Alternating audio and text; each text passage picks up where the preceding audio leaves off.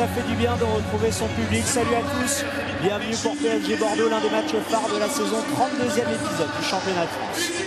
Fini les huis clos, les Parisiens retrouvent des tribunes garnies un mois après. Pour ces retrouvailles, le PSG accueille un quart de finaliste de Ligue des Champions, éliminé par l'Olympique Lyonnais en milieu de semaine. Le PSG qui reste sur 2 victoires d'affilée à domicile et 3 matchs sans défaite, toutes compétitions confondues.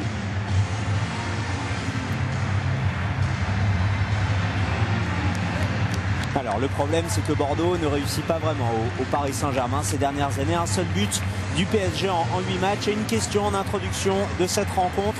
Antoine Camboiré allait-il faire tourner à 4 jours de la rencontre la plus importante de cette fin de saison, la demi-finale de Coupe de France face à Quevilly?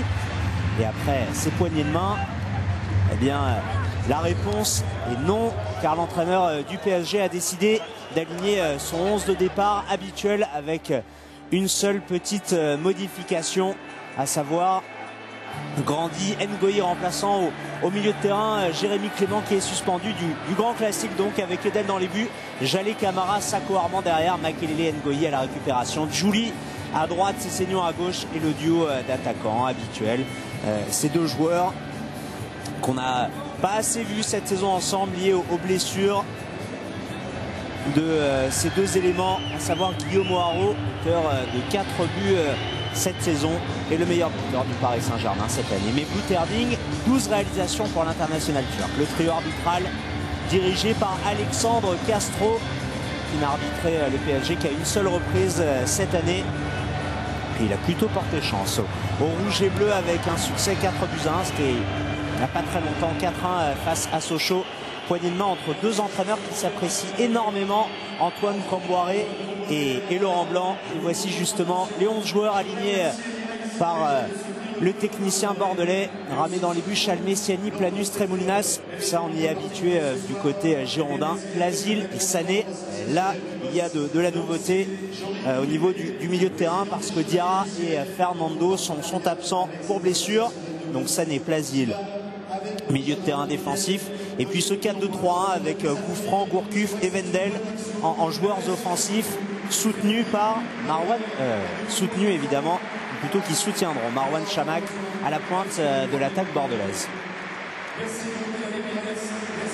Et le coup d'envoi fictif qui va être donné, vous voyez, par cette personne handicapée physique. Et c'est dans le cadre, eh bien, c'est dans le cadre donc d'un événement mis en place en faveur de l'association Rêve de Gosse et qui vient en aide des enfants ou d'autres personnes handicapées physiquement. Et puis une autre info, les joueurs du Paris Saint-Germain vont arborer ce samedi soir un brassard portant l'inscription « Plus de violence au stade », évidemment après ce qui s'est passé le 28 février dernier, malheureusement le décès de ce supporter du COP de Boulogne.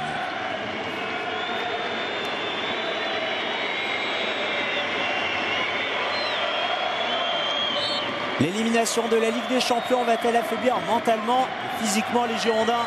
Réponse dans 1h30. Un petit conseil aux Parisiens, être vigilants sur coup de pied arrêté, la grande spécialité bordelaise. Et le premier ballon touché par Benoît Tremoulinas. Il va jouer avec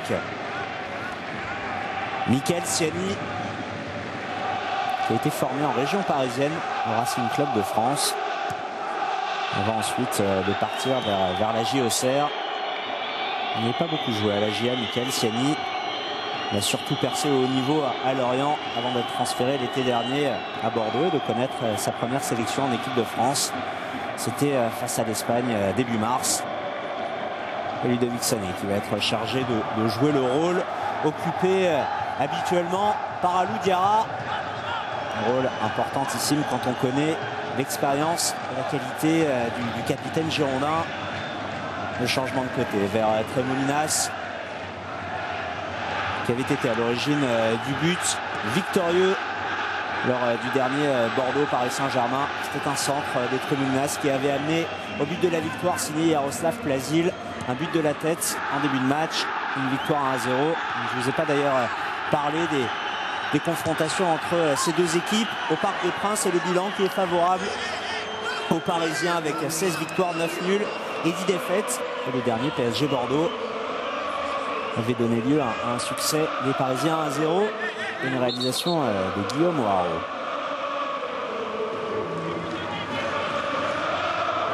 La touche effectuée par Christophe Jallet, toujours titulaire. Et pourtant Marcos Serra fait son retour dans le groupe après quelques semaines d'absence en raison d'une blessure. Arrière droit brésilien et remplaçant. Et justement un point sur les autres remplaçants du côté du PSG avec Grondin, Traoré, Chantôme, Sankaré, Maurice et Kezman. Kezman qui a d'ailleurs été élu joueur du Man Mars par vous les internautes de PSG.fr et également de PSG TV. La remontée de balle et le ballon perdu par Ludovic Sané, puis perdu par les joueurs du Paris Saint-Germain, à savoir Claude Makelele. Très menace.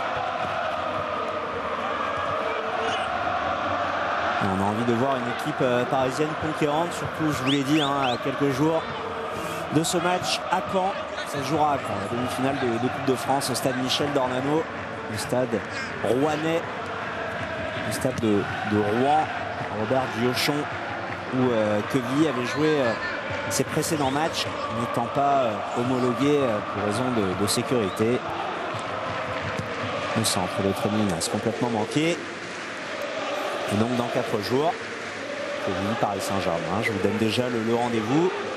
Ce sera à partir de 20h45 à suivre comme d'habitude en live audio sur PSG.fr et puis à partir de minuit sur PSG TV.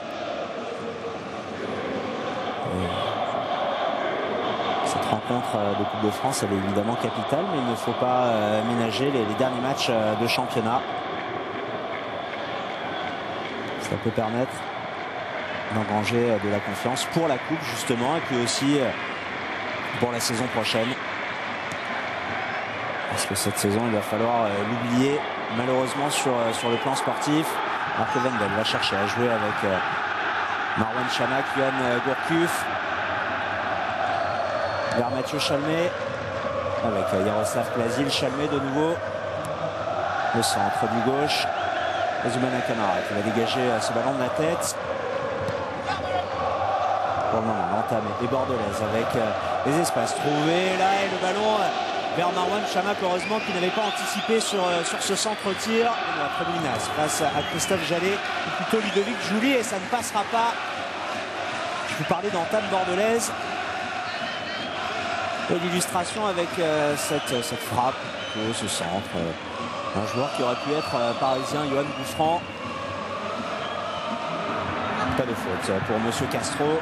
Et la relance rapide, le ballon vers Harding avec Ludovic Jouli, tout de suite dans l'espace avec Ludovic Harding, qui ne parviendra pas à transmettre à Guillaume O'Haraud, qui s'est un petit peu manqué, l'ancien Sochalien. Casil avec Gouffran. Alors je vous disais, Gouffran, il aurait pu être parisien. C'était une des affaires du mercato hivernal 2008.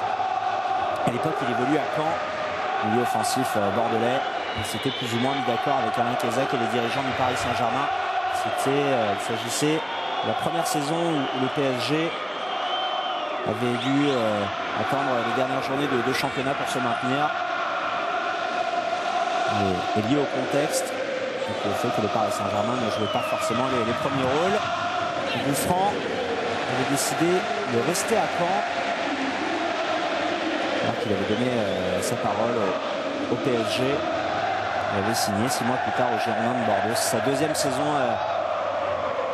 du côté de la Gironde, Yoann Gouffran. La première était un petit peu compliquée, les premiers mois avec une adaptation difficile. Et puis la fin de saison, pour le coup, là, en revanche, de qualité. Cette année, il est confiné au banc. Il ne joue pas forcément très souvent. Il avait l'occasion de trouver à Laurent Blanc qu'il vaut mieux qu'un statut de remplaçant. Camara avec Makelele. Guillaume Haro. C'était pas forcément son meilleur rôle, Guillaume Haro, d'être là en tant que créateur, en tout cas dans un positionnement où on devrait plutôt retrouver Stéphane Sessegnon ou Ludovic Giuli. Sako vers Clément Chantôme, allez, mais Terding et la bonne sortie d'Ulrich Ramé, capitaine en l'absence d'Amigara, et Ramé qui remplace Carasso blessé. Ramé qui est numéro 2. Numéro 2 cette année en raison de l'arrivée de Carasso, international français. Ramé, quand il joue, alors parfois c'est correct, et puis d'autres reprises c'est vraiment franchement décevant, comme ça avait été le cas en finale de Coupe de la Ligue il n'y a pas si longtemps à Saint-Denis, la défaite face à l'Olympique de Marseille. Ramé qui a été notamment coupable sur le deuxième but et la frappe de Mathieu Valbuena. On va voir quel Ulrich Ramé on va avoir à faire ce soir au Parc des Princes. Canus avec Gourcuff. C'est lui, hein, c'est ce joueur-là qu'il faut maîtriser. Et c'est notamment le travail de Makelele et Ngoyi. Empêcher la relation Gourcuff-Chamac. Chalmer avec Sané. Boucheron. Sané de nouveau. Double contact pour chercher Marouane Chamakh. Et le ballon perdu par Grandi Ngoyi. Yaroslav Plazil. Du gauche avec le Boucheron. Pour le moment, Bordelais qui s'installe. Ils sont bien présents dans le camp parisien. Une équipe du PSG qui joue assez bas. Et la maîtrise, on connaît la qualité collective de cette formation bordelaise, illustrée par ce jeu de passe et ce centre vers Marouane Chamakh un petit peu trop long. Heureusement pour le moment qu'il manque ce dernier geste, cette dernière passe, parce que sinon dans la construction, même si c'est pas forcément très rapide, en tout cas il y a du mouvement. Du Paris Saint-Germain, du côté du PSG, on cherche plutôt à évoluer en contre, profiter des espaces. Une frappe de Plazil pour alerter Abdoulaye Edel.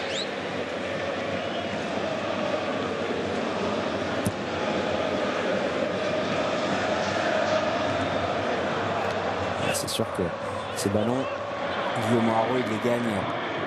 Ces duels, il les gagne pratiquement tout le temps. Harding, le petit pont sur Michael Seny, la faute sur Mevlut Harding. Et il se dit que des émissaires de nombreux clubs européens seraient venus le voir ce soir, notamment du Werder Brême, et puis de clubs de première ligue comme Everton, Tottenham, voire Manchester City.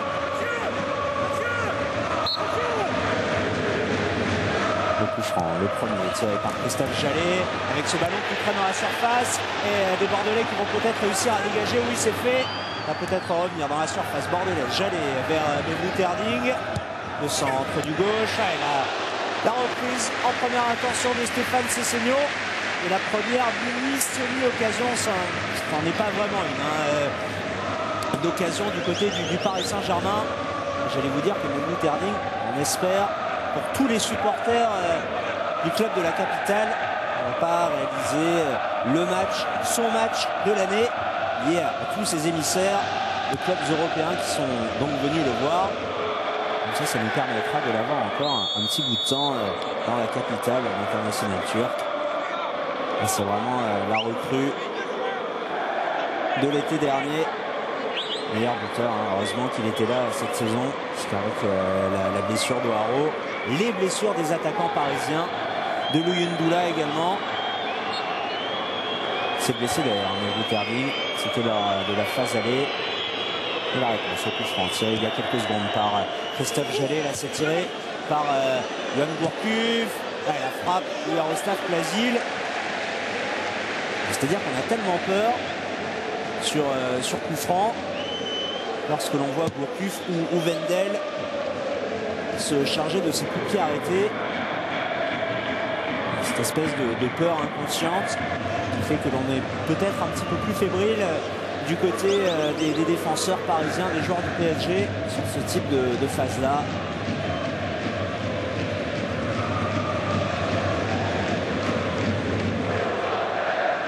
Sané. Le décalage côté gauche avec Tremolinas. Ça a été mal contrôlé de la part de Geraldo Wendel. Vous l'avez entendu, prononcer ce gros mot, ça commence par un P. Deuxième lettre, c'est un U. On a la volonté de gagner. La faute de Yoann Gourcuff. Le pied à hauteur de l'abdomen de Claude Makelele.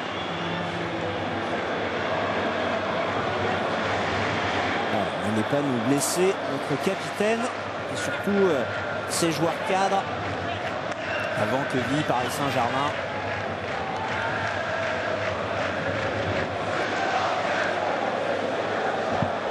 Claude Makelele, il a un passif, mais pas avec le fils Gourcuff, avec le père, ça mérite.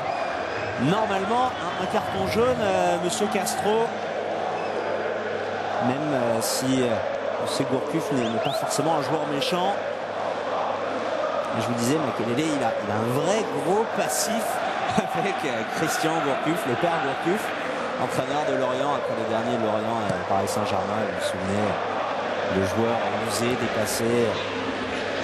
La reprise de Guillaume Haro, mais avec un angle trop fermé. Finalement, il a remis ce ballon en jeu. Meilleur buteur du PSG la saison dernière, le contre de Ludovic Giuli, le ballon perdu. Attention, le contre bordelais, il n'y en aura pas. Et Mamadou Sakho du pied gauche. Mabou Terdi. Finalement, Ulrich Ramé, la faute sifflée par Alexandre Castro. Derby sur Ulrich Ramé. Il était un petit peu battu, notamment sur l'anticipation. Il a mal vu la trajectoire. Derrière la faute du Turc sur l'ancien gardien de l'équipe de France numéro 2-3 des Bleus, début milieu des années 2000.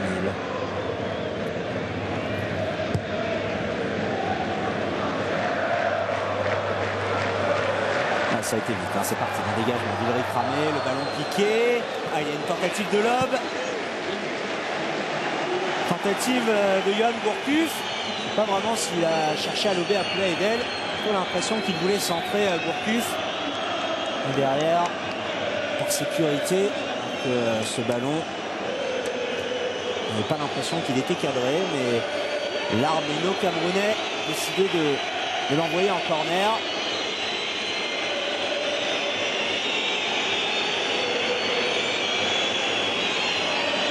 Le gros plan du réalisateur sur Marwan Chamakh, beaucoup de bons joueurs de tête. Ça a été tiré par Wendel. Un petit peu trop sur Apoula Edel et il faut relancer rapidement. Apoula Edel. Voilà, la relance avec Stéphane Sessegnon. C'est bien fait, allez, laissez le ballon à Stéphane Sessegnon, le décalage de David Giuli. La frappe de Giuli, finalement déviée par Benoît Tremolinas. Et ça a été vite. La relance d'Edel et derrière. C'est ce contrôle qui a ralenti, le contrôle de Ludovic Giuli qui a ralenti l'offensive du Paris Saint-Germain. L'offensive développée par Stéphane Sessegnon que l'on retrouve sur ce corner. Tiré au premier poteau et dégagé par le joueur bordelais Randy Ngoï qui ne parviendra pas à se mettre en position. Et la touche pour le PSG à suivre.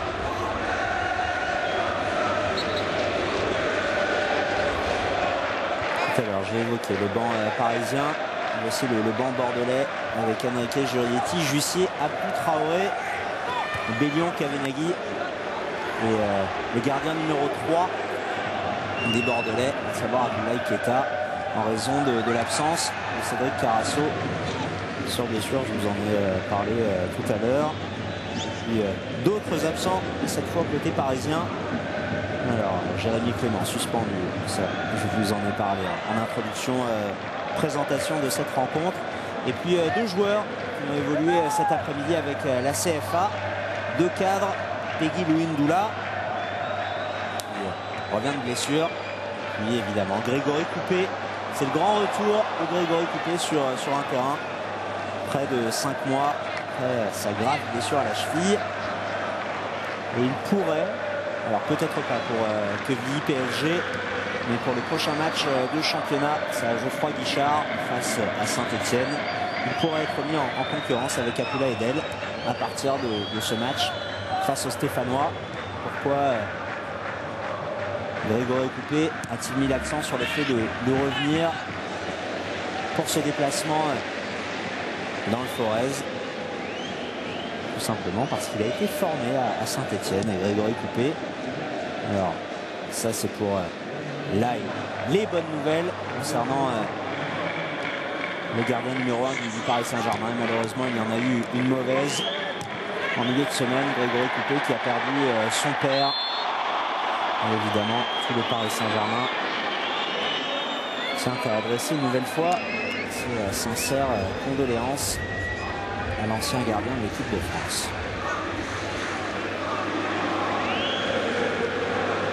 Retour au jeu avec là une position illicite pour Mehdi Terling.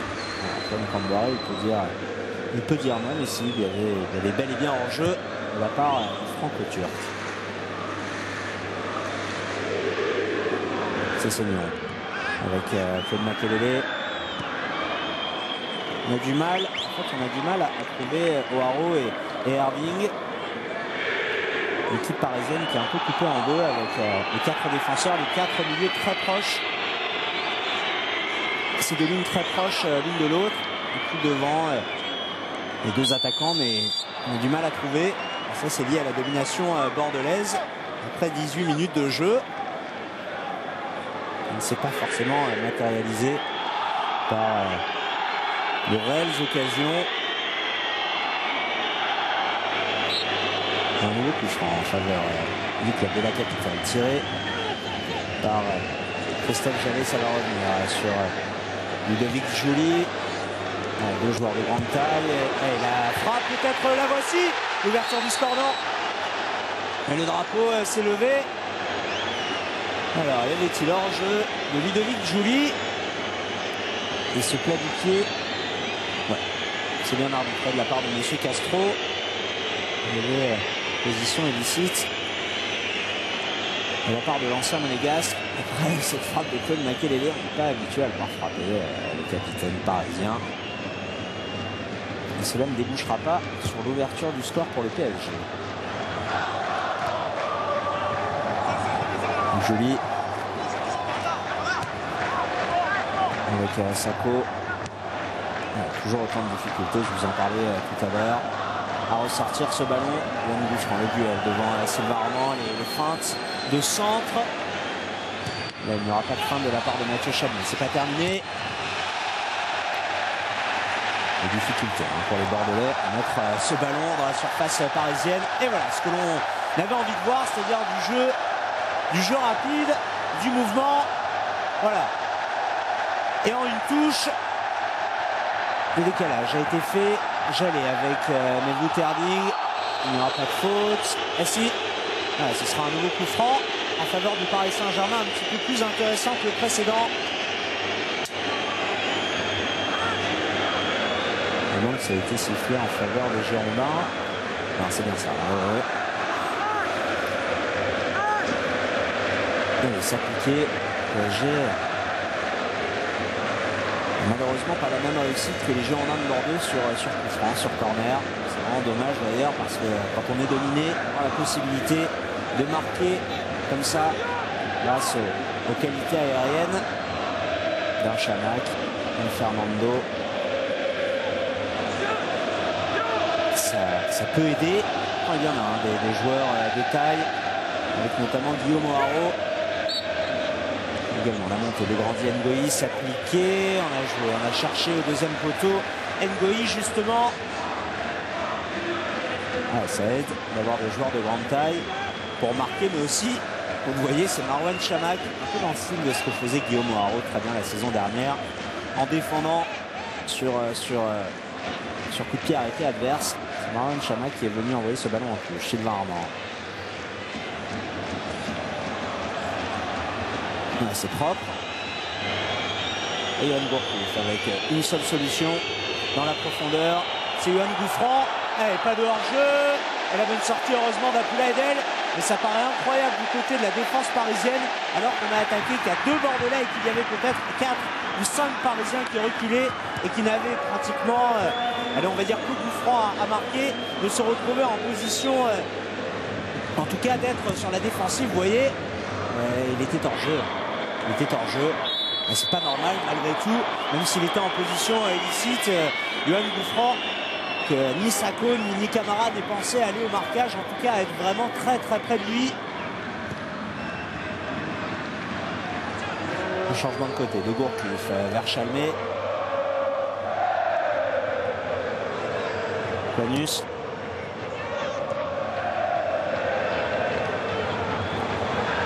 Sagnan, une touche avec Trémolinas. Bien fait, on a trouvé Yohan Gourcuff. Il ne refera pas ce qu'il avait fait la saison dernière à Chabandelmas. Vous vous souvenez de ce but assez exceptionnel et de ce dribble en double contact devant Samy Traoré à l'entrée de la surface. Alors d'une très large victoire bordelaise sur le club de la capitale. Il faut dire qu'on n'a pas aussi affaire au même Gourcuff que la saison dernière. Le rendement du meneur de jeu de l'équipe de France n'est absolument pas le même d'une saison sur l'autre. Pas forcément confirmé. C'est un peu stéréotypé là, le jeu du Paris Saint-Germain, avec beaucoup de longs ballons envoyés vers Guillaume O'Haraud. On n'arrive pas à jouer, on n'arrive pas à poser le ballon, à créer le décalage. On part sur l'action que vous avez vue tout à l'heure il y a quelques secondes, ayant débouché le coup franc à l'entrée de la surface, un petit peu excentré côté droit.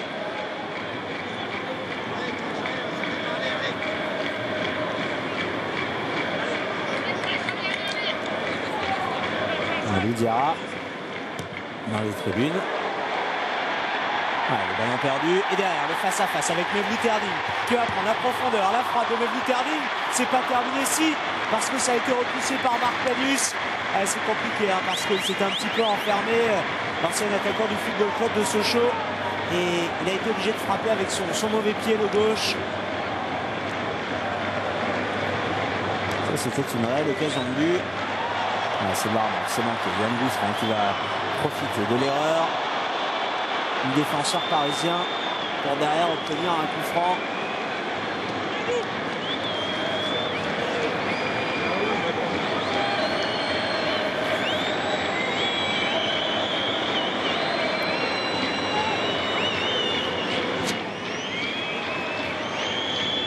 Un seul joueur pour se charger autour du ballon, un seul joueur pour s'occuper de ce coup de pied arrêté.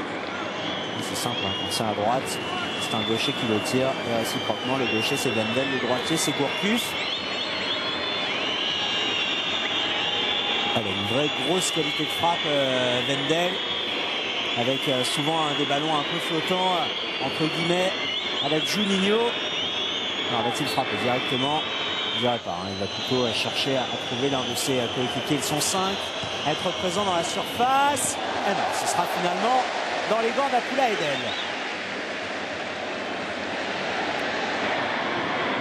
C'est Seignon. Le drapeau qui s'est levé une fois de plus.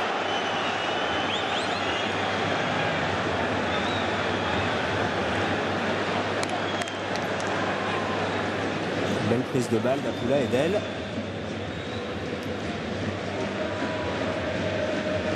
Quelle erreur de relance qui n'a pu profiter à Mevlou Terding. Pourtant la frappe était bonne avec son mauvais pied. Mamadou Sakho il s'est fait avoir, il a anticipé et derrière non. Il n'y aura finalement pas de décalage. Attention à ne pas trop sous-jeter Mamadou Sakho. Rester concentré. On sait que voilà, c'est un peu son problème. Des sauts de concentration à certains moments qui peuvent parfois coûter cher au club parisien. Ça commence là pour le coup à faire beaucoup de coups francs. Là c'est dans l'axe.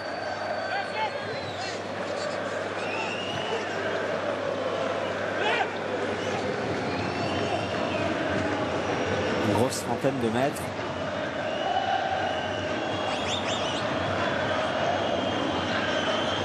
Ouais, c'est sûr, il le frappe directement. Geraldo Vendel. Vendel, c'est déjà 7 buts cette saison, le 8e. On n'espère pas, 27e minute. Ouais, c'est parti pour cette belle frappe. Ouais, c'est repoussé par Abdoulaye Edel. Je vous parlais de ces ballons flottants, de ces ballons arrivant rapidement. Ah, la tête qui frôle, qui vient vraiment frôler quelques centimètres de la lucarne parisienne, le centre de Tremoulinas, la tête de Yoann Gourcuff et la pression de plus en plus insistante sur le but parisien. Heureusement, la tête non cadrée, le meneur de jeu Girondin.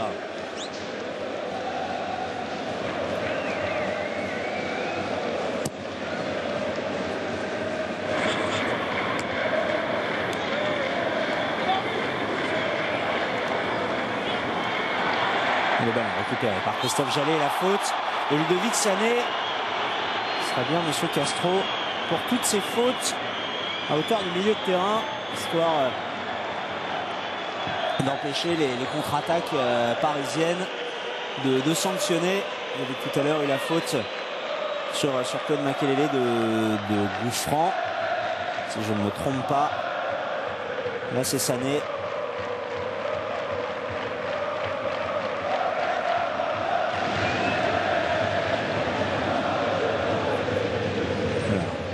Claude Makelele, pourtant pas attitré, beaucoup de pieds arrêtés. Bien si c'est lui, il va s'en occuper. On va chercher Guillaume Haro, Ludovic Giuli. Le coup de sifflet de monsieur Castro, la position de hors-jeu du numéro 7 parisien. J'aimerais bien voir ça parce que je suis vraiment pas sûr. En plus, il n'y avait pas que lui. Ils étaient deux. Ils étaient deux à être hors jeu. De toute façon, intervention de Siani.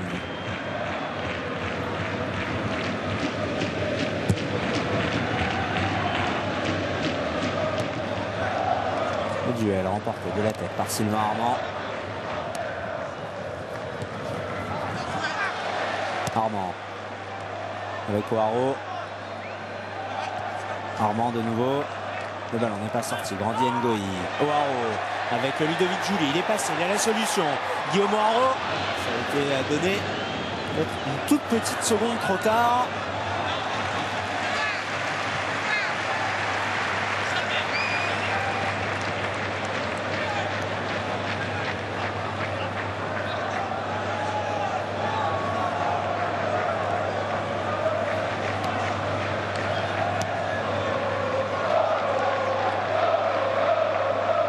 Ça fait du bien de retrouver un parc rempli. C'est huis clos. Ça commençait à vraiment devenir bien dur.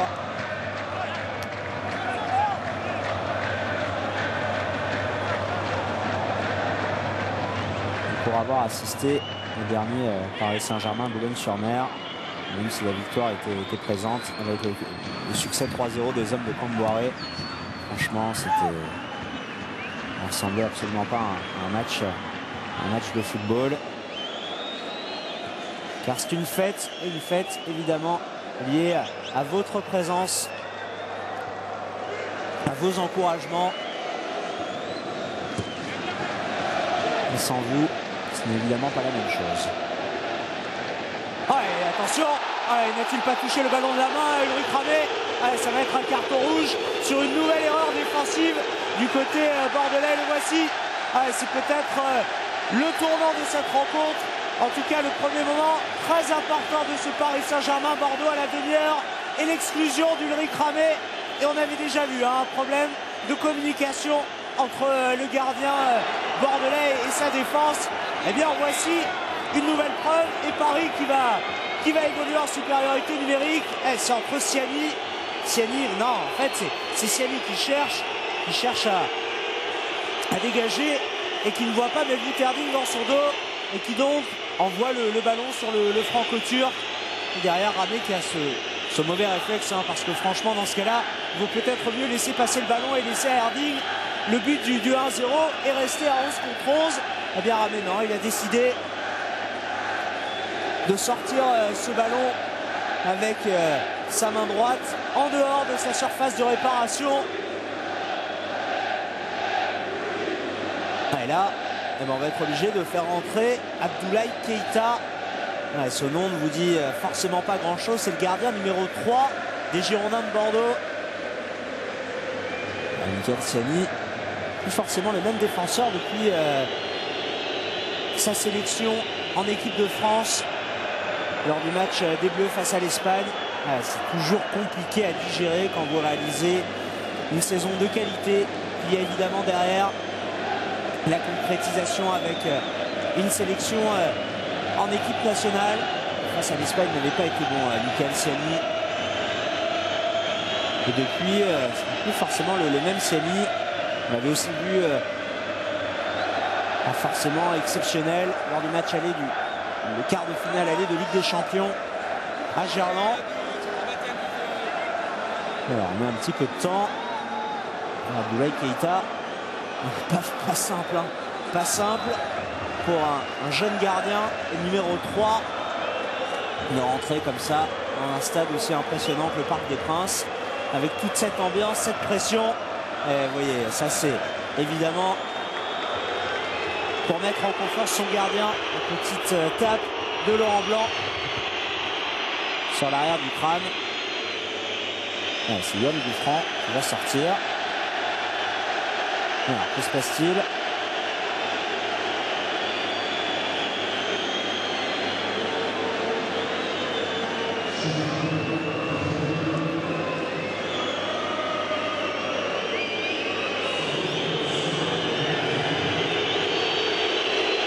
Forcément, la sortie de Gouffran, pas lui réserver une ovation, les sifflets qui redoublent, en tout cas un petit peu plus intense que d'habitude pour la sortie d'un joueur adverse. Il va avoir peut-être un premier arrêt à faire parce que le coup franc aux alentours des 17 mètres, 17-18 mètres, notamment Stéphane Sessegnon. On voit également Guillaume O'Haraud assez concentré. C'est simple, hein. Dans ce cas-là, il faut... C'est simple, c'est plutôt très compliqué, mais c'est assez simple à vous expliquer. Et vous qui êtes évidemment des spécialistes, vous savez que dans ce cas-là, vous qui connaissez le football, dans ce cas-là, il faut mettre le ballon au-dessus du mur. Pas forcément chercher à frapper en force. Sessegnon, O'Haraud. Également Sylvain Armand. Allez, pour qui ce coup franc? Ce sera pour Sylvain Armand. La frappe et l'ouverture du score à la 35e minute. Et Abdoulaye Keita qui n'aura pas pu toucher son premier ballon. Et pour cause, Paris qui prend l'avantage, Paris qui prend la main. Et le deuxième but du vice-capitaine du Paris Saint-Germain, Sylvain Armand, 1-0 pour Paris.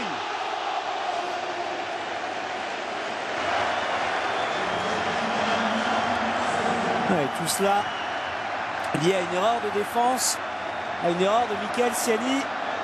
On va dire qu'on s'en tire bien quand même du côté du Paris Saint-Germain, mené 1-0 au bout de 32 minutes de jeu. C'est un Bordelais qui dévie cette balle. C'est Gerardo Wendel qui donne un petit peu de hauteur à ce ballon. Ça arrive vite, Keita. D'une ne voit pas ce ballon arriver en plus est dévié par Wendel. Elle est compliquée cette semaine pour les Girondins de Bordeaux. Mais pourtant leur première demi-heure elle est de qualité, et alors il n'y avait pas forcément d'occasion parce que un petit manque d'efficacité, de justesse dans le dernier geste. Mais on avait quand même plutôt vu des Parisiens évoluer dans leurs 30, 35, 40 derniers mètres. Et puis donc, cette erreur de Michael Ciani. Et là, évidemment, il va y avoir des espaces. On va pouvoir développer un jeu attrayant. Alors, on a fait sortir Gouffran. Il sera intéressant d'avoir un plan large pour voir quelle a été la décision de Laurent Blanc au niveau du positionnement de ses joueurs, notamment de ses 4 à milieu de terrain, parce qu'on n'est plus en 4-2-3-1, mais plutôt en 4-4-1 maintenant. La faute de Jaroslav Klazil sur Mevlut Erding. Monsieur Castro a laissé jouer. Gourcuff et le drapeau qui s'est levé. Position de hors-jeu de Marouane Chamakh.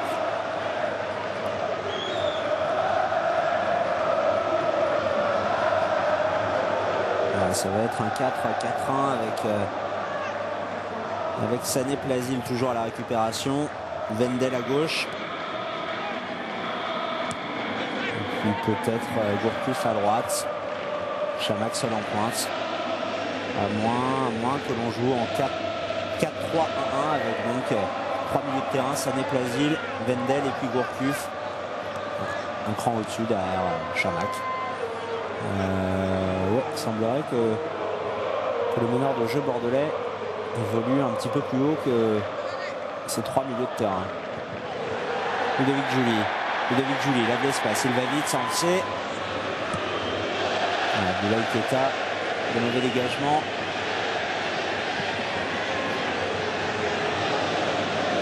Il va falloir qu'il se mette en confiance progressivement. Abdoulaye Keita, ça passe aussi par une qualité au niveau des relances.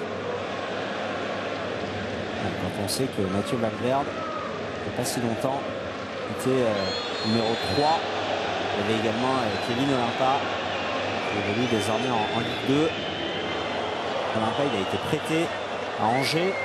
Mathieu Valverde, après avoir passé la première partie de saison à Boulogne, évolue désormais à Toulouse. Et donc, on ne pensait pas du côté de Laurent Blanc avoir besoin de Keita, mais parfois il y a donc ces blessures et puis ces faits de jeu pour Carasso, pour Ramé.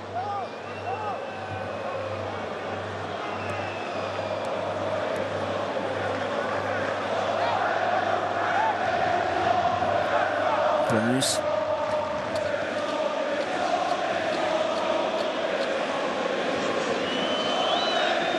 Framoulinas. Ah là la faute, évidemment sur Wendel. Ouais, ça c'est à l'expérience parce que lorsque vous avez un ballon que vous avez à contrôler, que vous êtes dos au but, l'idéal c'est évidemment d'attendre la charge du défenseur, de se coller à lui et d'obtenir un coup franc comme l'a fait Wendel, même si Mamadou Sakho ou Zoumana Camara est arrivé un petit peu trop rapidement sur le Brésilien. Là, forcément c'est un coup franc extrêmement dangereux qui va être tiré par Gourcuff. 2 joueurs dans le mur. Jouli, Makelele, pas forcément de grande taille, c'est-à-dire qu'on peut passer au-dessus de la tête de ces 2 joueurs. Il va les tirer directement. Allez, c'est Mevlut Erding. Ouais, c'est bien lui qui a envoyé ce ballon en corner. Une deuxième possibilité pour Gourcuff de trouver Chamakh, de trouver Sané, de trouver Siani.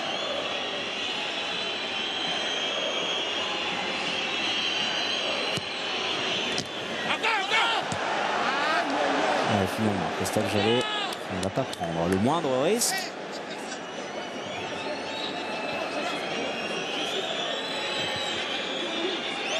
Troisième tentative de Gourcuff. Les 2 premières n'ont pas été concluantes. Et celle-ci ne sera pas non plus. Ça a été tiré au 2e poteau, mais bien trop long.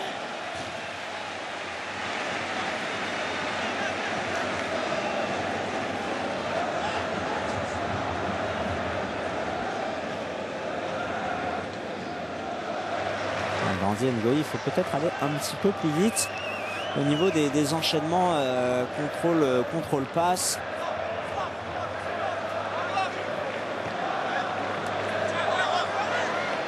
Ngoï, la récupération. Et un ballon qui sera toujours parisien.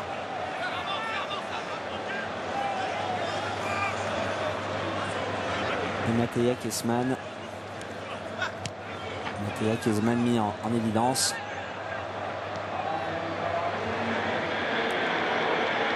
Marqué un but il y a quelques semaines face à Boulogne-sur-Mer lors du huis clos.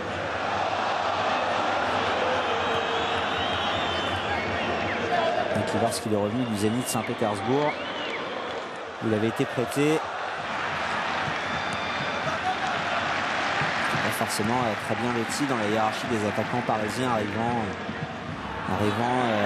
loin derrière O'Haro, Erding, Louis Ndoula, voire même Jean-Eudes Maurice. Il a profité de la blessure de Louis Ndoula. Et puis, comme l'a avoué Antoine Comboiré cette semaine, s'est battu, a fait preuve d'un très très grand professionnalisme à l'entraînement, d'une véritable envie en match aussi. Et certains pensaient d'ailleurs qu'il serait titulaire, histoire de faire reposer Erding avant les matchs de Coupe de France. Du côté d'Antoine Comboiré, on préfère donner du rythme à ses attaquants et de la confiance plutôt que de les reposer. C'est vrai que jouer 2 matchs en 5 jours, c'est pas non plus... Voilà, en Angleterre, on joue pendant les fêtes de fin d'année pratiquement tous les 2-3 jours. Et qu'en France, qu'on se pose ce genre de problème. Il faut toujours que le calendrier soit adapté. Et voilà, il y a plein de championnats où on joue comme ça assez régulièrement et puis sur des périodes extrêmement rapprochées.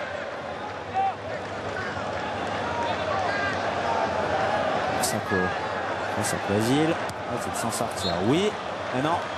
Finalement non, puisque ce ballon était sorti. Allez, il faut au moins conserver cet avantage de score d'1-0. C'est incroyable parce que même à 11 contre 10, depuis plus de 10 minutes, on n'a pas l'impression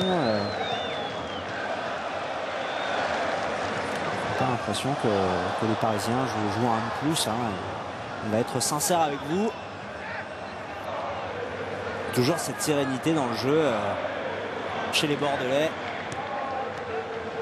Cette tranquillité, peut-être que l'on aspire aux hommes de Laurent Blanc pour pouvoir mieux profiter des espaces et contrer. C'est bien ça de la part de Christophe Jallet d'avoir attaqué ce ballon. Gourcuff.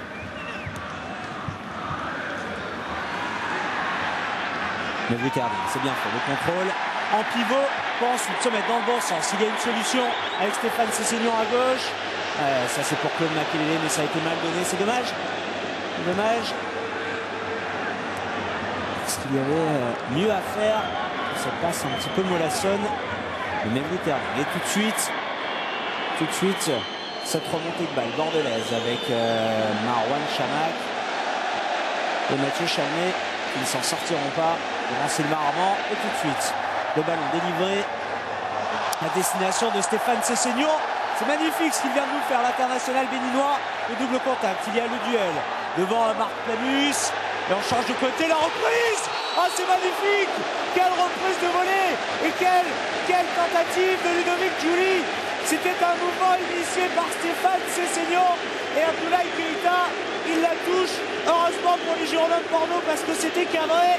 Et ça aurait pu être synonyme de deuxième but pour les Parisiens. Et voilà, c'est ça qu'on avait envie de voir à 11 contre 10. Et on a profité des espaces en aspirant parfaitement les hommes de Laurent Blanc. Ah, c'est vraiment dommage parce que ça aurait certainement fait exploser le Parc des Princes. Et après toutes ces semaines qui ont été franchement bien difficiles à vivre, voir les supporters du Paris Saint-Germain hurler leur bonheur juste avant la pause, alors qu'il y aura 3 minutes de temps additionnel, de temps supplémentaire. Ça nous aurait franchement fait plaisir.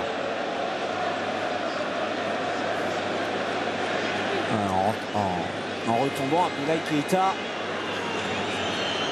on espère pour Laurent Blanc et ses joueurs qu'Abdoulaye Keïta ne se soit pas blessé. Il est mal retombé. Le gardien numéro 3 des Girondins de Bordeaux. Ah, ce sera vraiment cauchemardesque pour Laurent Blanc de perdre ces deux gardiens. Le premier sur un fait de jeu, le deuxième sur blessure. En tout cas là, il reprend place dans son but. Et il y a 2 minutes à tenir.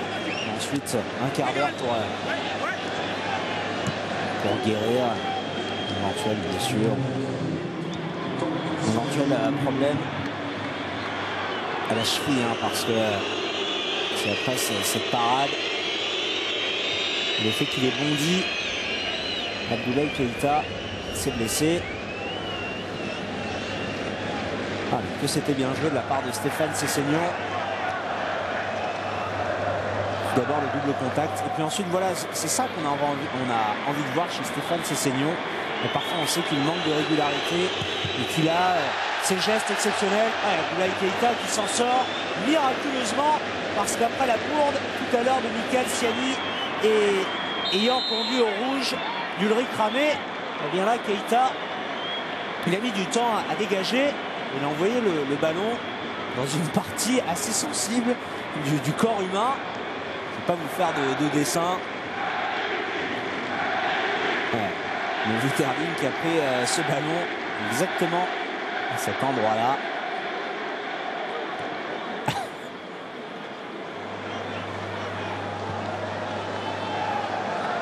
Wendel.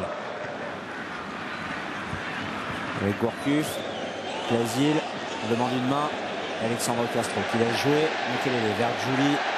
Le contre. Initié par Jallet. Il y a deux Parisiens à gauche. Oh non, ça a été mal donné, c'est dommage. Ah, c'est vraiment dommage parce que il y avait Eoharo et Sessegnon qui demandaient le ballon côté gauche. Et des Bordelais qui étaient en sous-effectif. Ah, ça a été mal négocié par Christophe Jallet. On va se diriger vers la fin de cette première période. On a rajouté une minute de temps additionnel. Ce sera 4 minutes au total. Comme Makelele, il fait vraiment un très très bon match, notamment au niveau de la récupération et dans l'impact. Guillaume Haro, la solution. Ludovic Julie à sa droite. Guillaume Haro, il va y aller seul comme il avait fait face à Boulogne. Et Marc Pénus qui dégage du gauche vers Wendel. Ça va devenir de plus en plus compliqué parce que n'oubliez pas que les Bordelais ont déjà un match dans les jambes cette semaine. Un match où ils ont donné énormément. Le quart de finale de Ligue des Champions, le quart retour. C'était il y a 3 jours. C'était mercredi et les Bordelais qui vont évoluer en plus à 10 pendant pratiquement 1 heure. Et ça va être très très dur certainement physiquement. On verra quel sera le coaching de Laurent Blanc. Allez, c'en est fini de cette première période. Monsieur Castro qui met un terme à ses 45 premières minutes. Une première demi-heure un peu compliquée pour le Paris Saint-Germain. Et puis derrière, l'ouverture du score de Sylvain Armand et la très très grosse erreur de Michael Ciani. Bordeaux est à 10 et on attend évidemment encore un petit peu plus des joueurs de la capitale en seconde période. Vous restez avec nous, on se retrouve dans quelques instants. A tout de suite.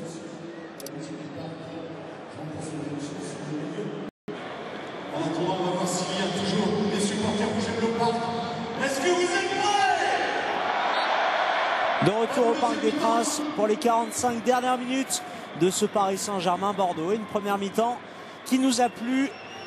Et vous ne l'avez pas vu. Mais les Bordelais sont revenus assez rapidement. En tout cas, avant les Parisiens sur la pelouse. 2-3 bonnes minutes avant le coup d'envoi de la seconde période. Comme pour afficher leurs ambitions, leur envie dans ce deuxième acte. Et on en revient un peu à ce que l'on avait vu lors du dernier quart d'heure, avec déjà un ballon mis devant le but bordelais. Ah, il y avait corner, mais bon, je vois vraiment pas comment sur ce coup-là on peut donner une sortie de but aux Girondins de Bordeaux.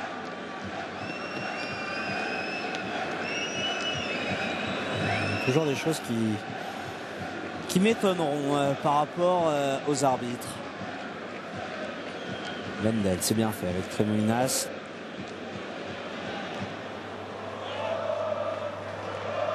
Et le premier ballon touché par Edel à cette deuxième mi-temps. La relance rapide sur Sylvain Armand, auteur de l'ouverture du score à la 34e minute. On l'a expliqué il y a quelques minutes. ne pas avoir cherché à enrouler. Il a eu raison, hein, parce qu'à 16-17 mètres, il faut frapper en force. Ça arrive tellement rapidement sur le gardien de but. Enrouler, ça ne sert pas forcément à grand chose. Et puis aussi, quand on enroule, on perd de la vitesse. Le décalage sur Mathieu Chalmé. Le premier corner obtenu par les hommes de Laurent Blanc. C'est mignon. On a rarement vu cette position-là. Le défenseur de tacleur.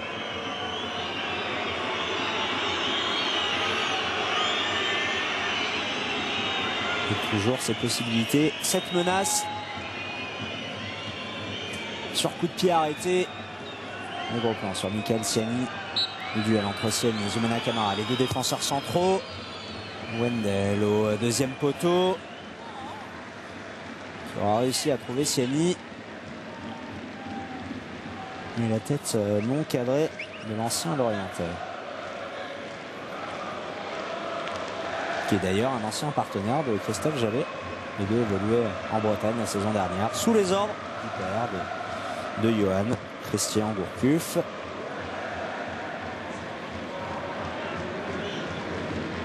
Makelele avec Ouaro. Julie pour Jallet. Viterbi qui n'a pas passé.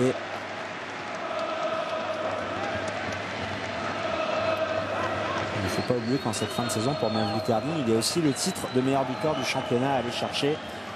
Même si c'est loin d'être gagné. Le centre avec le contrôle de Guillaume Ouaro. Compliqué de se retourner et de transmettre à un coéquipier. D'ailleurs, ça a été récupéré par les Bordelais. Et tout de suite, Gourcuff avec Chalmé. On voit d'ailleurs le positionnement des Parisiens en cette seconde période différente de ce que l'on avait vu lors des 45 premières minutes. Vous voyez, placé, positionné bien plus haut. On n'est plus dans la volonté de profiter des espaces en contre, mais de faire le jeu et de mettre la pression tout de suite sur le milieu de terrain bordelais compte tenu de leur infériorité numérique. C'est magnifique ce qu'il venait de faire Stéphane Sessegnon.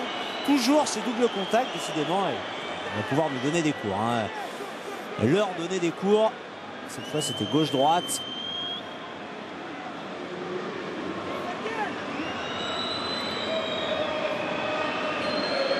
En ce qui concerne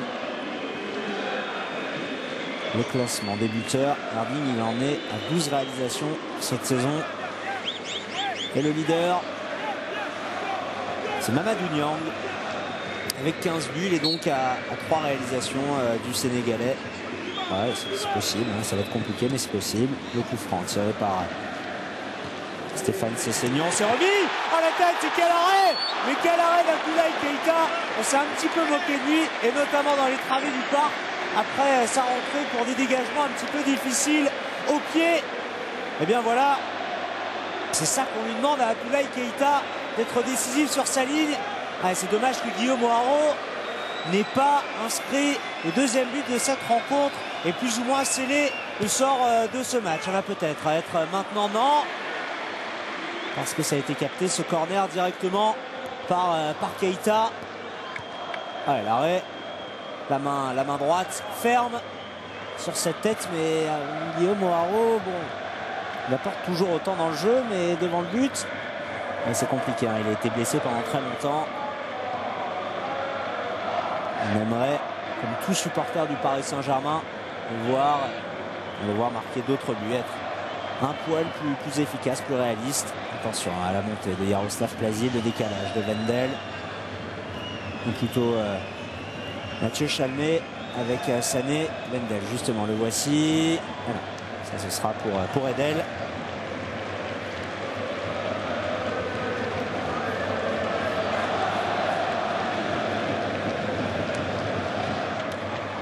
Minas. Zoumana Camara.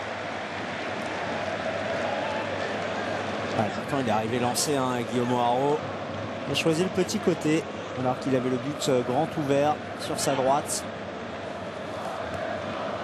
Chalmé, le contrôle, il joue vraiment haut, Chalmé. Je rappelle que c'est l'arrière droit de cette formation. Il évolue pratiquement dans un poste d'ailier droit. Forcément mené 1-0, Laurent Blanc a pu demander à ses joueurs à la pause de prendre des risques. Abdoulaye Edel, non, il n'aura pas dans le jeu aérien. clairement sa grande qualité. Et tout de suite la possibilité de profiter des espaces. Eh bien non, car là pour le coup les Bordelais se sont retrouvés à 11, aidés par Alexandre Castro. Chalmet avec Gourcuff. Chalmet.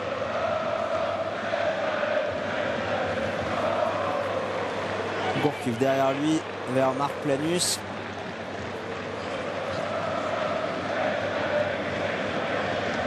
Plasil.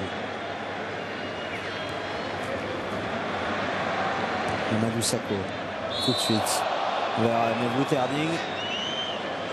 Et encore une faute sur l'international turc. Ça fait beaucoup.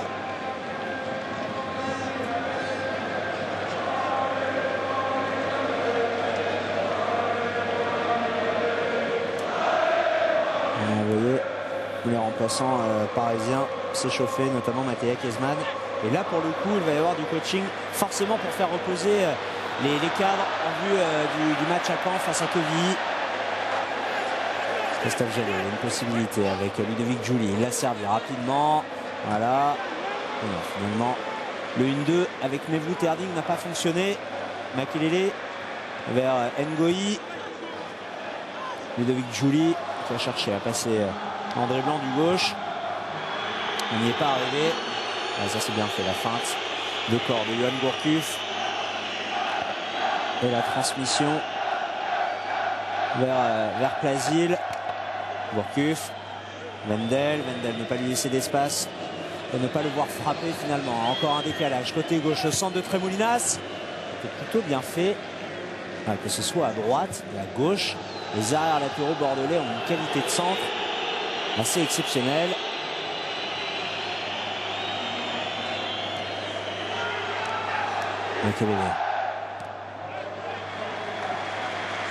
Et voilà.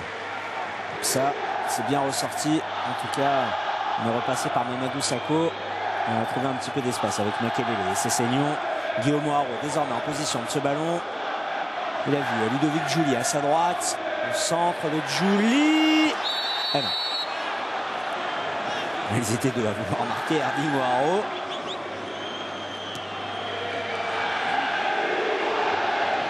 Il est grand, hein, Keita. Vous l'avez entendu dire à l'un de ses défenseurs centraux, Jay. Parce que c'est vrai qu'au niveau des incompréhensions entre défenseurs et gardiens du côté girondin,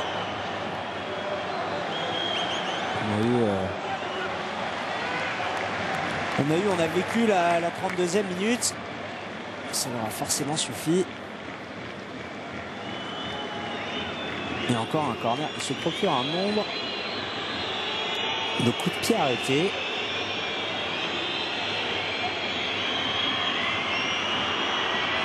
Kelsen est monté. Encore tiré par Yohan Gourcuff. Et non. Encore et toujours Abdullah Edel qui s'impose.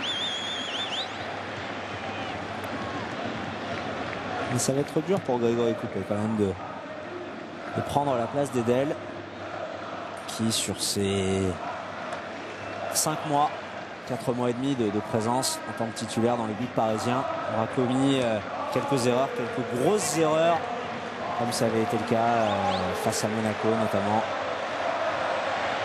Mais sinon, bon voilà, on ne peut pas non plus juger les 4 mois d'un gardien sur une seule et petite erreur, même si c'est vrai qu'elle était assez incroyable. Il a réalisé de très bons matchs. En tout cas, il va y avoir une concurrence saine qui va s'instaurer entre les deux hommes. Sachant qu'en plus, les deux s'entendent vraiment bien en dehors du terrain.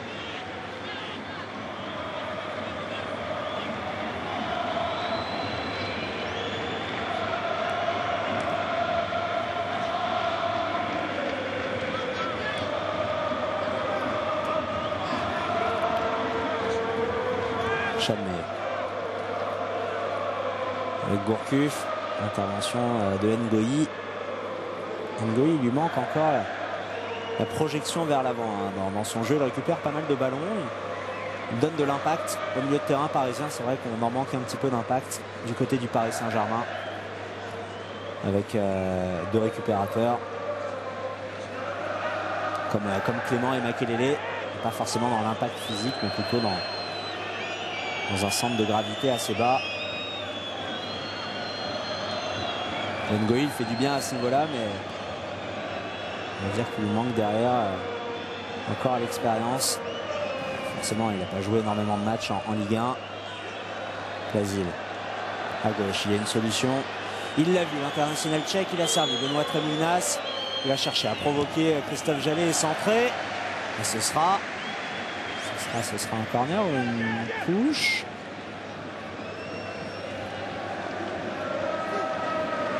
On passe pas Mamadou Sakho comme ça.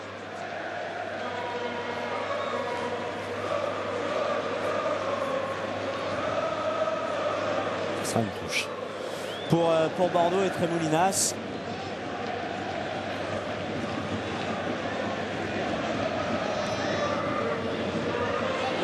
Peut-être la frappe de Ludovic Sané, elle est magnifique. Ah, elle est belle, elle était bien partie. Ouais, là, Poula Edel, il a parfaitement lu la trajectoire et la détente parfaite de l'Arméno camerounais. Il touche ce ballon, je ne sais pas si c'était cadré. Bon, en tout cas, ouais, il aura assuré l'essentiel, le gardien du Paris Saint-Germain. Et encore un corner, ça n'arrête pas. Sur le but d'Edel, encore tiré par Gourcuff. Et une nouvelle fois mal tiré.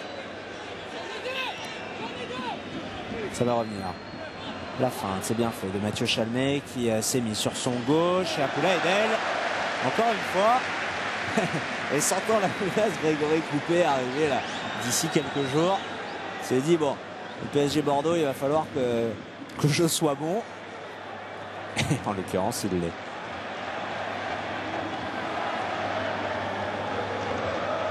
On a beaucoup de mal à se relancer. Stéphane Sessegnon là, qui rentre dans la surface parisienne. Ah, que va-t-il nous faire? Autant sur le plan du jeu, Bordeaux, même à 10, une vraie grosse sérénité, dégage quelque chose de fort. Et c'est notamment lié à toutes ces années passées ensemble. Et sur le plan défensif, c'est vraiment c'est dramatique ce soir. Christophe Jallet, le centre, Guillaume Haro. Compliqué. Et le marquage. Merde. C'était difficile. Il fallait passer entre Siani et Chalmé. Il a réussi à se frayer un tout petit chemin. Guillaume Haro, on aimerait bien, hein, parce qu'il en est à 4 buts cette saison seulement, Haro. Alors regardez la possession. 66-34. 66-34. Mais en faveur des Bordelais. C'est ça. Ce n'est pas la maîtrise, mais c'est de la maîtrise inefficace. Hein. Parce qu'à part le coup franc. Attention à cette frappe. C'est pas normal quand même qu'à 11 contre 10, les hommes de Laurent Blanc aient autant de possibilités en tout cas puissent se mettre en position. Ça fait beaucoup de frappes avec qualité de tir de Wendel, de Gourcuff. Ça par contre c'est vraiment une image insupportable, c'est viseur. Vous avez vu cette lumière verte sur le visage de Gourcuff. La tête de Brandi Ngoï. Guillaume Haro, non, qui ne parviendra pas à s'imposer. Haro, il était heureux, mais finalement, Yann Gourcuff qui va prendre un petit peu de vitesse et jouer avec Marwan Chamakh. Compliqué pour Ludovic Giuli, qui a réussi à se relever et transmettre à Jallet. Derrière Ngoï avec Haro. Haro, on aimerait le voir un cran plus haut, être présent dans la surface et pourquoi pas venir aider Stéphane Sessegnon. La frappe, le deuxième but de Sylvain Armand, et bien non, ce ne sera pas le cas, une sorte de pointu de l'ancien Nantais.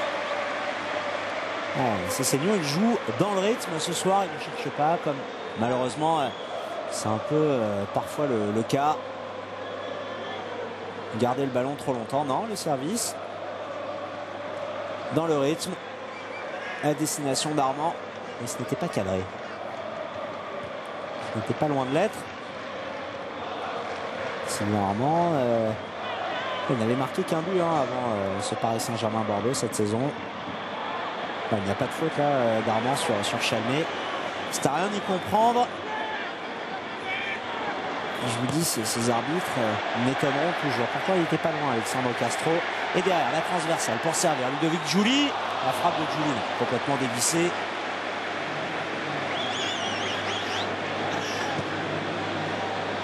Quand on le voit mettre des reprises de volée comme ça a été le cas en fin de première période, intéressant sur la transversale de Keita, on se dit qu'une frappe aux 20 mètres, pas forcément le geste le plus difficile à réaliser. En tout cas là, ça l'était. On est passé d'un but à un autre avec Chamek et Gourcuff à proximité de l'entrée de la surface parisienne. Et ce centre, une nouvelle fois, il va finir sa trajectoire dans les mains d'Edel. En plus, Claude Makelele, en plus de faire son job et de réaliser peut-être l'un de ses meilleurs matchs cette saison, y ajoute la manière. Guillaume Haro, non, encore une fois, c'est trop long. La faute du Réunionnais sur Mathieu Chalmé. C'est des fautes qu'on aime voir parce que cela prouve que Guillaume Haro, il a envie. Forcément, il a envie après avoir été tenu éloigné des terrains pendant aussi longtemps.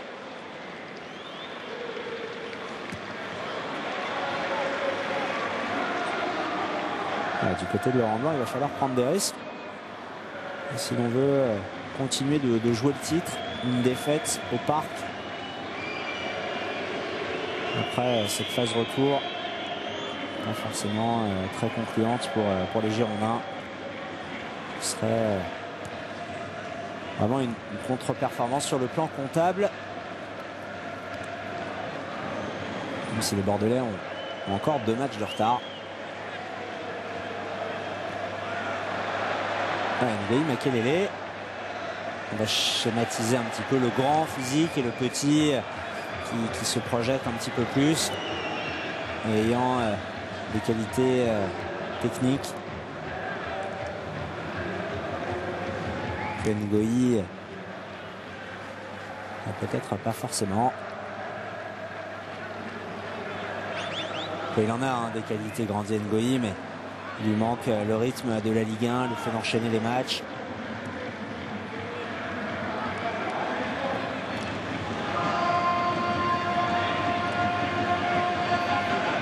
C'est vrai que pour ces jeunes joueurs, c'est compliqué de se faire une place au sein du groupe parisien. Attention à ce centre de Marouane Chamakh, la tête de Mendel. Non, c'est une tête signée Christophe Jallet qui envoie ce ballon encore.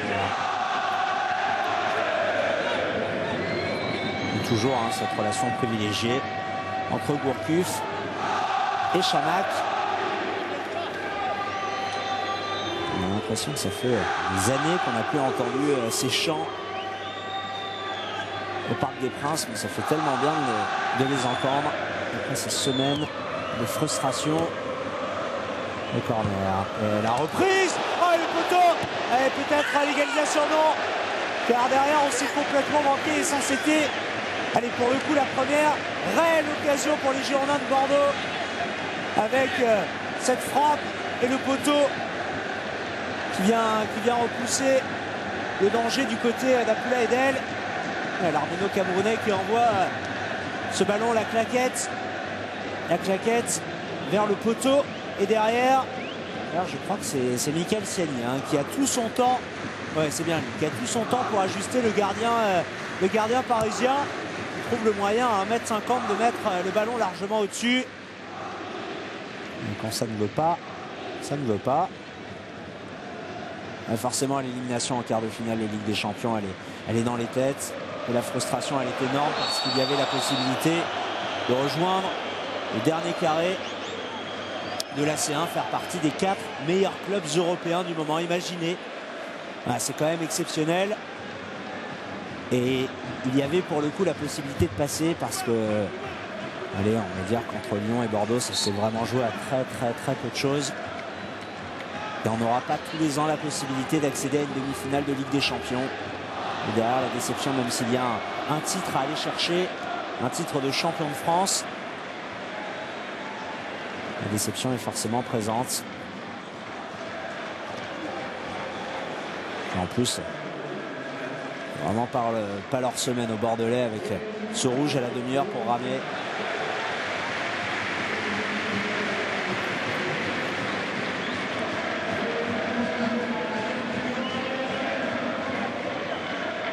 Chamac avec Tremolinas. Planus. Vers Chalmet. Plaisir. C'est là où on voit qu'il manque réellement un joueur dans l'animation offensive. En l'occurrence Bouffran. Je vous disais donc Laurent Blanc va-t-il prendre des risques alors qu'il reste on va dire une petite demi-heure à jouer, temps additionnel compris. 25 minutes en gros, 25 grosses minutes. Va-t-il prendre des risques et faire entrer Bellion, Kavenaghi, Jussier, 3 joueurs à vocation offensive.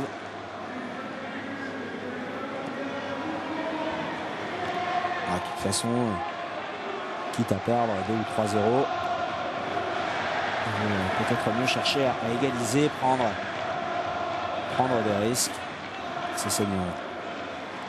Allez, il faut frapper. La voici, la tentative de Mevlut Erding. Il s'est retourné, on a combiné. On avait presque l'impression d'être à l'entraînement. Regardez, voilà. Et Abdoulaye Keita, deuxième arrêt, deuxième parade décisive avec la main ferme. C'est la même main, en main droite, comme tout à l'heure sur la tête de Guillaume Haro. J'espère qu'on ne va pas avoir à regretter toutes ces occasions. Chamac. Chamac il pèse sur une défense lorsque vous avez derrière une équipe qui joue évidemment en 11 contre 11 et qui lui donne de bons ballons, qui construit, qui développe.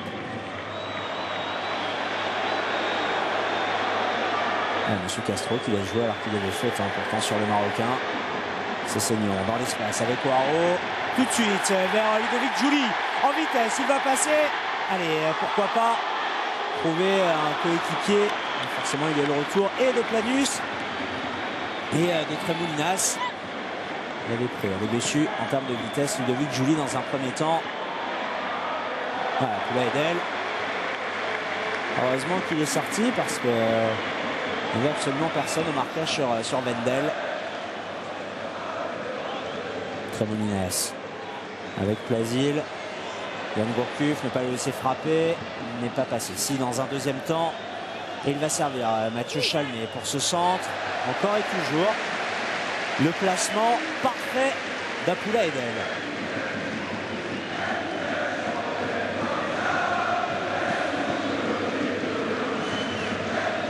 Tacle magnifique, tacle glissé de Tremolinas.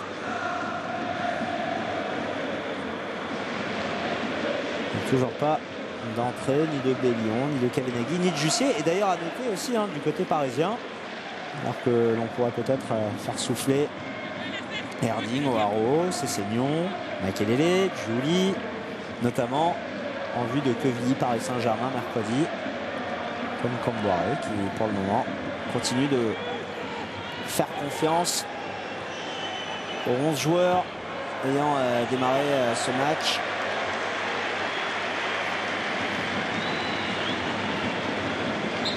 Ah, ça y est. Fameux changement. Le deuxième plutôt, parce qu'on a fait rentrer Keita du côté de Laurent Blanc. Et c'est l'entrée de Jussier. C'est un joueur de profondeur, de vitesse. C'est évidemment utile lorsque l'on joue en infériorité numérique. Erding. Avec Makelele. Du côté du PSG, on a décidé de rester en place avec la base de 4 défenseurs et les 2 récupérateurs placés devant l'arrière-garde parisienne. Chalmet tout de suite en première intention. Marwan Chamac. Makelele. Heureusement qu'il ne s'est pas manqué sur ce dribble. Ah, il fait un super match, le capitaine parisien. Heureusement qu'il ne s'est pas manqué sur ce dribble dans sa surface de réparation. On a tendance à l'oublier, mais Claude Makélélé, à ses débuts, pendant de nombreuses années, a joué en tant que milieu offensif, notamment lors de la grande époque, l'une des grandes époques du Football Club de Nantes. Et c'est en Espagne qu'on l'a fait redescendre d'un cran et qu'on lui a demandé de jouer en tant que numéro 6. Le ballon dans les pieds de Jaroslav Klazier, là l'entrée de la surface de réparation, la frappe du gauche, écrasé et bon cadré de Jan Gourcuff.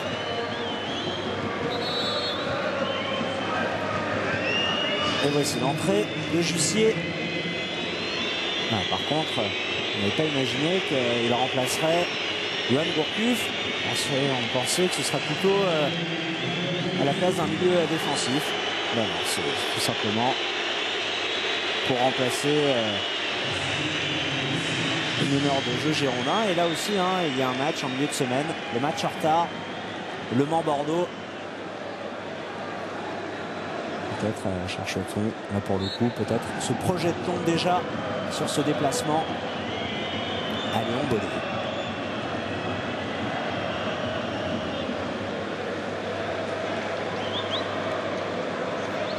Alors Keita tout à l'heure, le dégagement a été manqué, le deuxième aussi. Il y a un retour de hors-jeu, monsieur Castro qui a laissé jouer la frappe du gauche. Elle est magnifique et c'est le 13e but de Mevlut Erding. Et une nouvelle fois lié à une erreur défensive girondine. Et je vais vous laisser évidemment écouter l'ovation réservée à Mevlut Erding.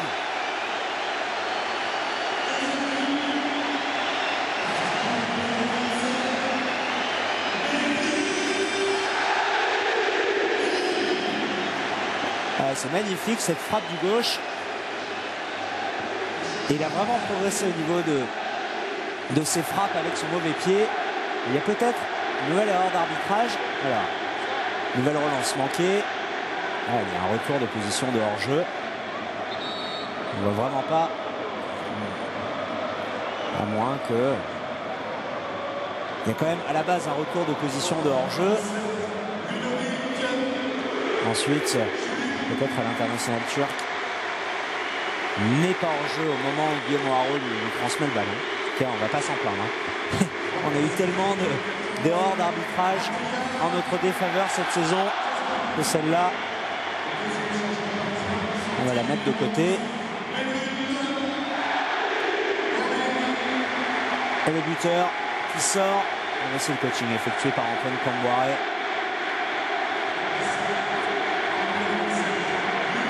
Et les sorties de Ludovic Giuli et Mevlut Erding qui a marqué son 13e but. Il n'est plus qu'à 2 longueurs, 2 unités de Mamadou Niang au classement des buteurs. Entrée donc de Giuli, d'Erding remplacé par Sankar et Kezman. Et puis le 3e et dernier changement bordelais. Parce que là pour le coup à 10 contre 11 le match il est pratiquement terminé. Et évidemment on va se projeter vers le Mans-Bordeaux en milieu de semaine prochaine. L'entrée de David Bellion à la place de Marouane Chabank. Ah, quel bonheur, quel plaisir. On retrouve le Parc des Princes avec ses supporters, ses spectateurs. Ah, mais défensivement, c'est vraiment catastrophique du côté des Girondins de Bordeaux. Et attention, parce qu'on n'arrive pas à un véritable cauchemar. Et la première frappe écrasée de Mateja Kezman. La possibilité pour le Serbe de prouver encore et toujours qu'il a envie de jouer, de participer à cette fin de saison. Envie de marquer d'autres pros comme il l'a toujours été. Comme il a toujours été ces dernières semaines.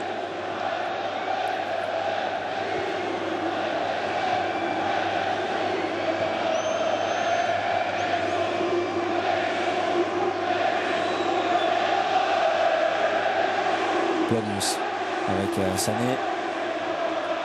Il faudrait pour le coup réduire la marque rapidement, mais je crois pas. Hein, on n'y croit pas. Moi pour le coup j'y crois pas forcément parce que là mener 2-0 et puis quelle fragilité. Tout cela est venu d'un mauvais dégagement au pied d'Abdoulaye Keita. Il y en avait eu un premier. lors des 45 premières minutes. Mais on va dire que c'est aussi mal joué de la part du défenseur qui lui met ce ballon en retrait. Non, c'est mal donné de la part de Kezman pour Sankaré. Mais quand on a vu, et c'est pour ça que je vais insister sur l'erreur qui a été faite par le joueur qui lui met ce ballon en retrait, quand on a vu en première période qu'il avait un petit peu de mal, et notamment au niveau de son jeu au pied, forcément vous vous dites qu'on va éviter de lui mettre le ballon comme ça.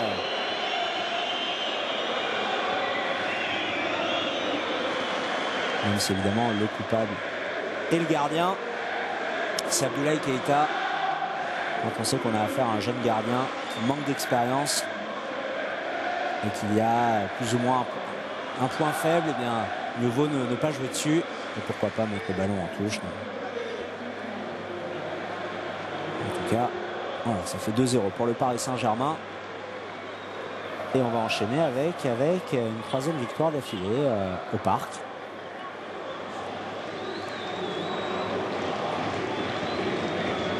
Il ne faut pas mettre de côté une réduction du score bordelaise.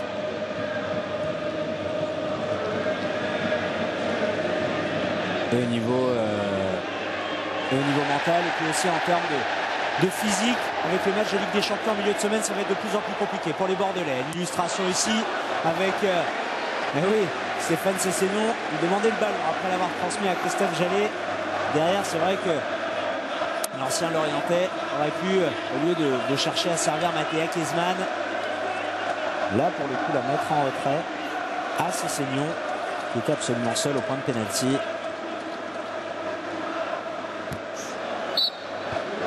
Le corner.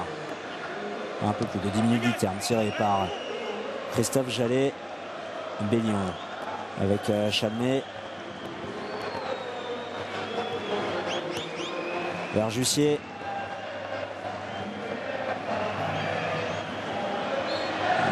Un faute, un coup de sifflet de M. Castro.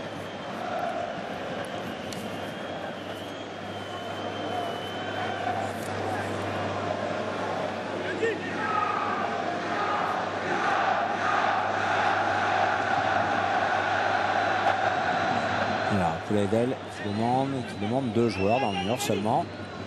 Pas beaucoup. Une qualité de frappe de Geraldo Vendel. Quel est Ngoyi, le petit et le grand. C'est comme ça qu'on va les appeler maintenant. Il n'y a rien de péjoratif évidemment. On se moque pas d'eux.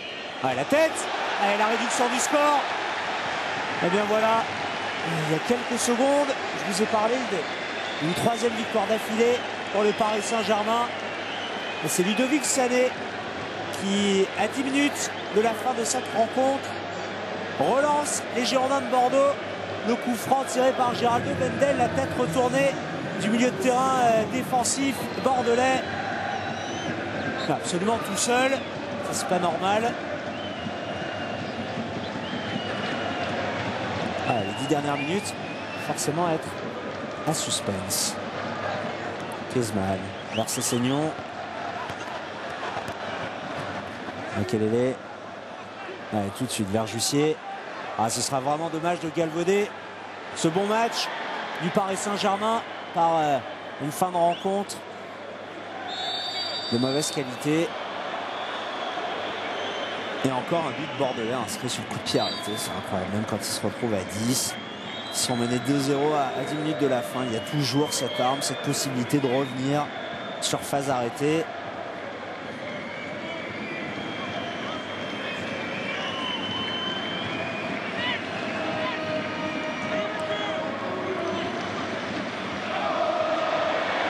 Encore ces problèmes de passe du côté des hommes de Laurent Blanc. Guillaume Haro vers Mathéa Kezman maintenant.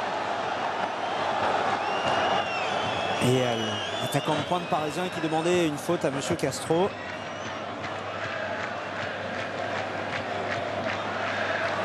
Ah, toujours ces problèmes, ces erreurs. Ah non, alors, à la rigueur qu'il n'y ait pas faute sur Haro, pourquoi pas. Vous voyez hein, ce brassard. J'espère que M. Castro a sifflé faute. Si on ne siffle pas là, pas vraiment quand on peut siffler dans un match de football, alors que l'on revoit Poulet Edel qui est un petit peu avancé, mais il ne peut absolument rien. Ça a été parfaitement tiré. Encore et toujours la qualité de centre de Wendel. Et ouais, Laurent Blanc qui leur dit allez-y, allez. Parce qu'un point pris au parc dans la course au titre, ce serait toujours ça de ramener à 10 contre 11. Non, hein, il n'y a pas eu de coup de sifflet de M. Castro. La faute sur Stéphane Sessegnon il y a à peine une minute. C'est n'importe quoi au niveau de l'arbitrage. Pas de génie, entre Armand et Sacco. Alors au niveau du dispositif parisien, Edel il a failli nous faire une Keita là au niveau de son dégagement. O'Haraud en une touche, en remiseur. C'est exactement ce qu'on lui demande. La mauvaise passe de Claude Makelele. On a cru un petit peu trop rapidement que la victoire était acquise. Il va falloir se reconcentrer. Il reste encore 7 minutes dans le temps réglementaire. Sankar a remplacé Kiesman. Et puis Sankar et Kiesman sont rentrés à la place de Julie. Le dernier, Kiesman. Là c'est du poste pour poste. Et toujours cette attaque à deux têtes. O'Haraud, Kiesman maintenant. Et puis Sankar, il a tout simplement pris la place de Ludovic Julie à droite. C'est Stéphane Sessegnon qui est passé milieu droit. Et Sankaré désormais milieu gauche. Mathieu Chalier. Le ballon dans l'espace vers Jussier. Attention à ce centre. Zoumana Camara qui dégage. Allez, de l'espace pour Guillaume O'Haraud. Et bien un contre un, il est passé Guillaume O'Haraud. C'est magnifique. Le duel. Le duel perdu devant Abdoulaye Keita. Mais quel mouvement initié par l'ancien attaquant du Havre. Il a manqué le dernier geste. Il lui a manqué ce plat du pied qui aurait très certainement mis un terme à cette rencontre. Abdoulaye Keita qui lui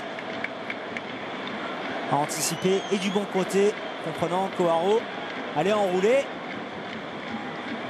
On a envie qu'O'Haraud marque, inscrit son 5e but de la saison en championnat. Les feintes de Jussier. Ngoyi avec Sessegnon, avec Christophe Jallet à sa droite. Christophe Jallet qui est venu aider le Béninois. Il a levé la tête. L'ancien Lorientais. Et le coup de sifflet. Alors pour quelle raison? Est-ce pour une position de hors-jeu d'un Parisien? Non, c'est parce que Alexandre Castro revient à la faute commise sur Stéphane Sessegnon une fois qu'il avait transmis son ballon à Jallet. Non, c'est bien après. Ludovic Sané, le jaune.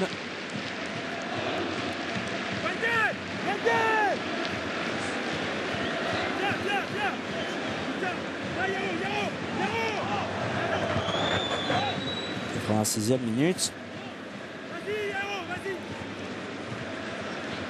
Claude Makelele. Ouais. 3 Parisiens présents dans la surface avec notamment O'Haraud et Kiesman. C'est tiré au deuxième poteau. Et voici le 3e but parisien. Et voilà, on l'attendait, on en avait envie. Et c'est Guillaume O'Haraud qui vient inscrire son 5e but de la saison. Le sourire sur le visage du Réunionnais. Et là, pour le coup, je peux vous le dire, cette rencontre, elle est terminée. Paris mène désormais 3-1.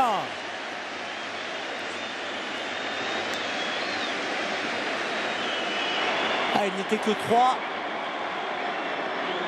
Que c'est mal défendu. Et 3 buts parisiens inscrits sur des erreurs de la part de la défense girondine.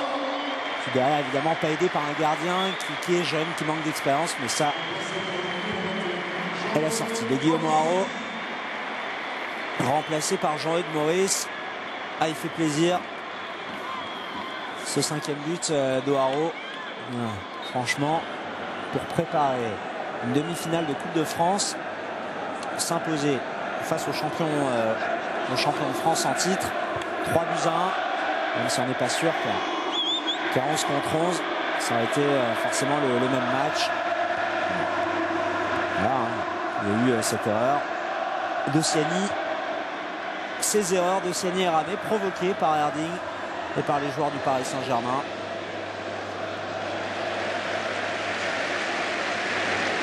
Et quand on voit ce type de résultat-là, notamment la prestation des joueurs de Camboire, on ne peut qu'avoir des regrets sur cette saison et cette 12e place au classement qui ne reflète absolument pas la valeur de ce groupe-là. Mais le mois de janvier, le mois de janvier et février auront été catastrophiques, auront évidemment plombé cette saison, cette année parisienne. Le Paris qui était 13e avant ce match et qui va, avec cette victoire, reprendre place dans le top 10. Qui va prendre place en 10e position, à égalité de points avec Valenciennes. Mais une meilleure différence de but. Stéphane Sessegnon évidemment à 3-1. La frappe du gauche. Ah, c'était bien fait. Là, pour le coup, il a des espaces. Il a la possibilité de faire valoir ses qualités techniques. Il se régale Stéphane Sessegnon dans ce cas-là, mais un petit peu écrasé. Ouais, donc je vous le disais, 10e. Et alors on s'est donné comme objectif du côté d'Antoine Camboire et de ses joueurs de finir 8e. Et ça va pas être simple parce qu'il y a 5 points de retard sur Monaco 9e et 6 sur Lorient 8e, alors qu'il ne restera que 6 matchs à jouer. Ouais, ça va être compliqué. 8e, 9e, il va plutôt falloir tabler sur une 10e place. En attendant, encore un coup franc dans l'axe en faveur des Bordelais, tiré par Wendel. Il ne se fera pas avoir deux fois de la même façon. Et Stéphane Sessegnon, allez, lâcher son ballon. Voilà, comme il vient de le faire. Jean-Eudes Maurice, il a de l'espace. C'est un dribbleur, c'est un joueur de profondeur. Il ne passera pas l'obstacle de Benoît Tremoulinas.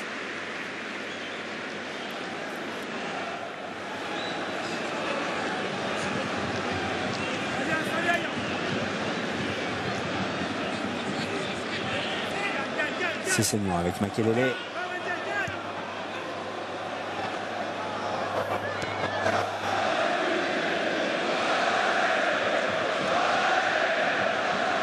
On retrouve surtout une ambiance festive au Parc des Princes. Et ça fait franchement beaucoup de bien. Mattea Kezman, c'est bien fait avec Christophe Jallet.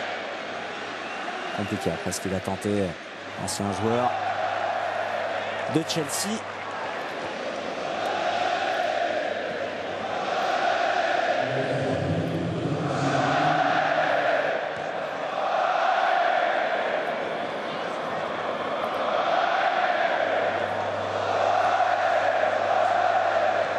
Des Olés évidemment qui descendent des travées du parc.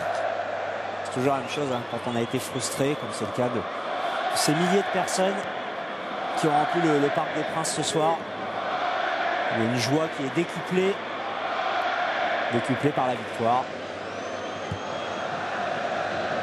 Et 3 minutes de temps additionnel, il reste encore 2:30 à jouer. Makelele avec Sessegnon. Makelele. Maintenant il va falloir se concentrer sur Quevilly Paris Saint-Germain. Peut-être à Mattea Kezman avec cette frappe du gauche. Ah, c'était superbement fait de la part du Serbe. Et quand je vous dis qu'on a retrouvé un Mattea Kezman d'un très bon niveau, c'est un joueur en confiance hein, qui tente ce genre de choses. Et derrière, le soir de Christophe Jallet, la tentative de reprise de volée du gauche. Ça c'est bien fait, le crochet et puis la frappe enchaînée. Numéro 14 parisien. Manquait juste un petit peu de hauteur pour lober Boulaye Keita et permettre à Kezman d'inscrire son 2e but de la saison quelques semaines après PSG Boulogne.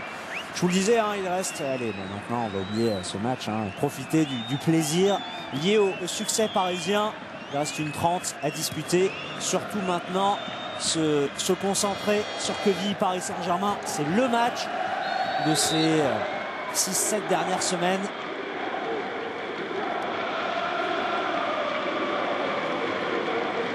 Et on va avoir affaire à un stade tout acquis à la cause des joueurs de Normandie. C'est une équipe de CFA, de 4e division. Même si le Paris Saint-Germain évolue au niveau qui est le sien ce soir. Pas forcément d'inquiétude à avoir, même si Quevilly a éliminé 2 clubs de Ligue 1, Rennes et Boulogne. Là, il va falloir, comme d'habitude, je dis habitude parce que les Parisiens ont joué face à beaucoup d'équipes amateurs cette saison.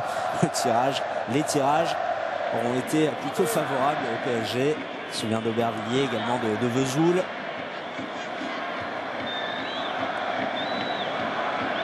Donc voilà, il faudra l'aborder avec rigueur, professionnalisme. Ne surtout pas sous-estimer cette équipe parce que derrière, il y a une finale à jouer au Stade de France face au vainqueur de Monaco-Lens. C'en est terminé de cette rencontre, la victoire parisienne 3-1 avec des réalisations d'Armand Erding O'Haraud, la réduction du score de Ludovic Sané.